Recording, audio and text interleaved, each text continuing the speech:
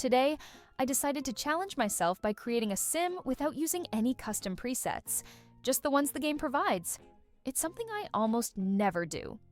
Honestly, I know a lot of people who watch me might actually prefer when creators stick to the default options. It can feel more relatable since not everyone uses custom content or mods, so I get why there's an appeal to making sims with just the base game tools.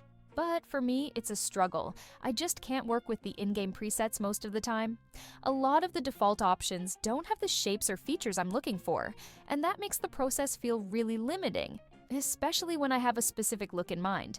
I'm usually aiming for a certain facial structure or a unique combination of features, and the presets often feel too generic. Don't get me wrong, they're not bad, but they rarely give me that starting point I want. Instead of helping me get closer to the vision I have for the sim, they push me further away, which means I end up relying on sliders to fix or reshape almost everything. And that brings me to another big issue: the sliders. The fact that there's a limit on how much you can adjust a sim's features without mods makes it even harder. Sometimes I want to push the shape of the nose, the jawline, or the lips way past what the game allows, but without custom content or slider mods, I hit that wall pretty fast. It's frustrating when you're trying to create something more stylized or realistic, but the game keeps pulling you back within its boundaries. Even when I'm using the default presets, I can't help but rely on sliders. Like for the lips, for sure. The base game lips almost always need some tweaking. A lot of the options either feel too flat or oddly shaped, so I have to adjust the fullness, the corners, and the overall curve just to get something that looks natural. I think I might have adjusted the eyes too, though honestly, I don't even remember how much I changed there because it's so automatic at this point. I just go straight into fixing things without really thinking about it. What's interesting though, is stepping back and forcing myself to work within these limitations again.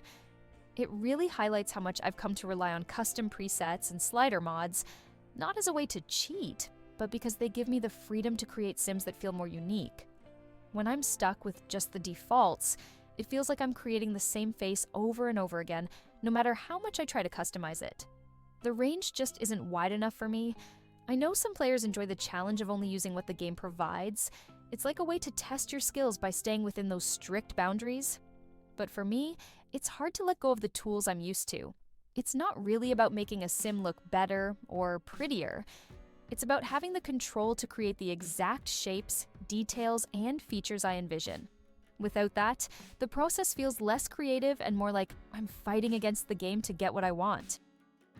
After creating the sim without any custom presets, I decided to go back and redo the same sim using custom presets. My goal was to keep the sim looking as close as possible to the original, just to see how much of a difference the custom options would make. And honestly, even though I tried to stick to the same overall look, the changes were pretty noticeable.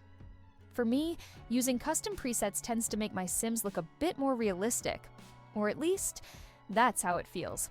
I don't know if it's just me, but I like the way the custom presets shape the features. The eye shapes have more variety, the lips often have smoother curves and more definition, and the cheeks can be adjusted to look a little thinner or sharper without feeling too exaggerated. It's those small details that add a level of personality to the face that I sometimes struggle to achieve with just the base game options.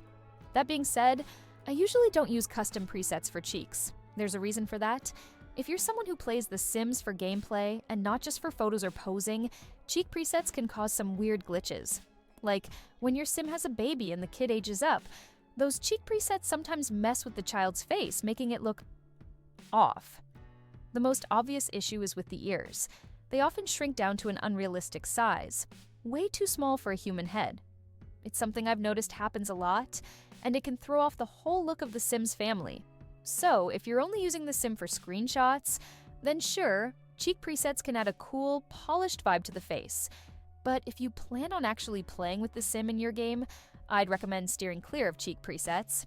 It's just not worth the risk of your Sims kids ending up with those tiny, broken-looking features. In the end, though, I still prefer using custom presets overall. They give me more control and let me push past the limits of the base game, even if I have to be careful about how far I go. That's all for today. Hope you enjoyed this video and see you next time. Bye.